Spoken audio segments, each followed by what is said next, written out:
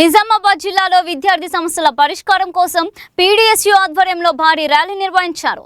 ఫీజుల నియంత్రణ చట్టాన్ని అమలు చేయాలని, పెండింగ్లో ఉన్న ఫీజు రియంబర్స్మెంట్, స్కాలర్షిప్లు, ఇతర బకాయిలను వెంటనే విడుదల చేయాలని డిమాండ్ చేశారు. ప్రభుత్వ పాఠశాలల మూసివేత నిర్ణయాన్ని వెనక్కి తీసుకొని ప్రభుత్వ విద్యను బలోపేతం చేయాలని కోరుతూ రాజీవ్ గాంధీ ఆడిటోరియం నుంచి ధర్నా చౌక్ వరకు విద్యార్థులు ర్యాలీ నిర్వహించారు. ఈ సందర్భంగా పీడీఎస్యూ రాష్ట్ర ప్రధాన కార్యదర్శి సాయిబోయిన అనిల్ మాట్లాడుతూ విద్యార్థుల సమస్యలను ప్రభుత్వం వెంటనే పరిష్కరించకపోతే ఉద్యమాన్ని ఉధృతం చేస్తామని హెచ్చరించారు.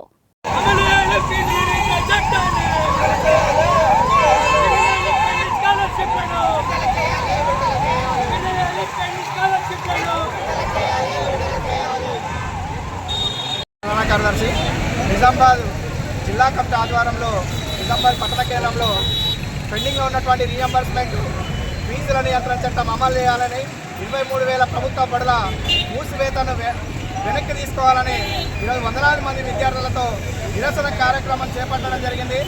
రేవంత్ రెడ్డి గారు మీరు అధికారంలోకి వచ్చి 2.5 సంవత్సరాలు గడుస్తూ ఉన్నది. ఈ 2.5 సంవత్సరాల కాలంలో విద్యారంగ సమస్యలు పరిష్కరించకుండా రాష్ట్ర వ్యాప్తంగా విద్యను మొత్తం సంక్షోభంలోకి నెట్టినటువంటి దౌర్భాగ్యమైనటువంటి స్థితి ఈ రాష్ట్రంలో కొనసాగుతూ ఉన్నది. రేవంత్ రెడ్డి గారు విద్యాశాఖ పరిధిని మీ పరిధిలో ఉంచుకొని విద్యాశాఖ మంత్రిగా మీరే ఉన్నారు కదా ఈ రాష్ట్రంలో. మరి నిజంగా మీ చిత్తశుద్ధి ఉంటే ఈరోజు రాష్ట్రంలో విద్యారంగ సమస్యలు పరిష్కరించడం కోసం మీ కృషి ఎందుకు జరగట్లేదని అడుగుతా ఉన్నాం. ఈరోజు వేదికల మీద ప్రభుత్వ విద్యా సంస్థల బాగు కోసం నాలాంటి ముఖ్యమంత్రి ఈ దేశంలోనే ఎవరు లేరు. ప్రభుత్వ బడుల నుంచి వచ్చినటువంటి ముఖ్యమంత్రిగా నేను ఉన్నా కాబట్టి ఈ తెలంగాణ రాష్ట్రంలో ప్రభుత్వ విద్య బాగు కోసం నేనే కృషి చేస్తానని మాట్లాడినటువంటి రేవంత్ రెడ్డి ఎందుకు ఈరోజు అకాడమిక్ ఇయర్ ప్రారంభమై 15 రోజులు గడుస్తూ ఉన్న విద్యార్థులకు, ప్రాథమిక పాఠశాల విద్యార్థులకు యూనిఫామ్స్ అందలేదు, లేదా బుక్స్ ఇవ్వలేదు, నాణ్యమైనటువంటి భోజనం ఇవ్వట్లేదు.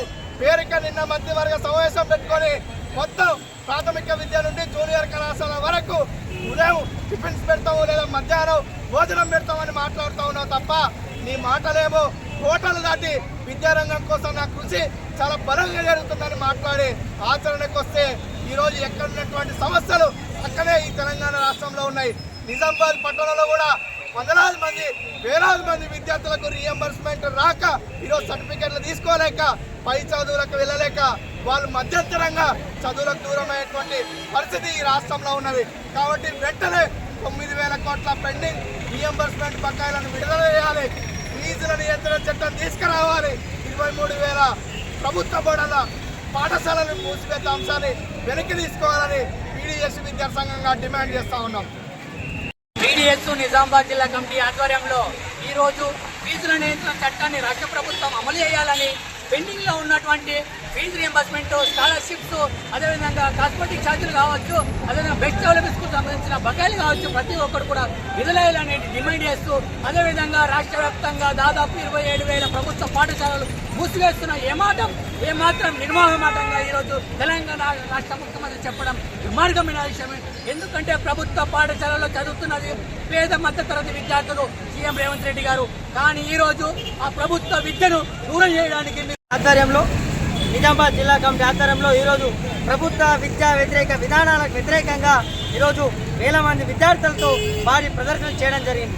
ఈ రాష్ట్ర ప్రభుత్వం విద్యా వ్యవస్థను పూర్తిగా నిర్వీర్యం చేస్తూ ఈరోజు ఫీజుల నియంత్రణ చట్టాన్ని అమలులోకి తేకపోవడం వల్ల ప్రైవేట్, కార్పొరేట్ స్కూళ్ళు ఇలా విద్యార్థుల నుండి ఫీజుల భారాన్ని వేస్తూ తల్లిదండ్రుల నుండి రక్తాన్ని తాగుతూ ఉన్నాయి. ఒకవైపు ఈ రాష్ట్రంలో ఉన్న విద్యను బలోపేతం చేయడం కాక 27,000 ప్రభుత్వ స్కూళ్ళ మూసివేత నిర్ణయాన్ని తీసుకోవడం సిగ్గుచేటు. ఈ నిర్ణయాన్ని పీడీఎస్ వ్యతిరేకిస్తూ ఉంది. 27 ప్రభుత్వ స్కూళ్లను మూసివేత నిర్ణయాన్ని వెనక్కి తీసుకోవాలని, ఈ రాష్ట్రంలో విద్యా వ్యవస్థ బలోపేతం చేయాలని, ఇప్పటికే వేల కోట్ల రూపాయల పెండింగ్లో స్కాలర్షిప్లు, రియంబర్స్మెంట్ ఉన్నాయి, అవి విడుదల చేయాలని చెప్పేసి పీడీఎస్గా డిమాండ్ చేస్తూ ఉన్నాం. ఈ రాష్ట్రంలో నేనే అన్నీ అని చెప్తున్నటువంటి రేవంత్ రెడ్డి విద్యాశాఖ మంత్రిని నియమించాలి, విద్యా వ్యవస్థను బాగుపడేటట్టు చేయాలని చెప్పేసి కోరుకుంటా ఉన్నాం.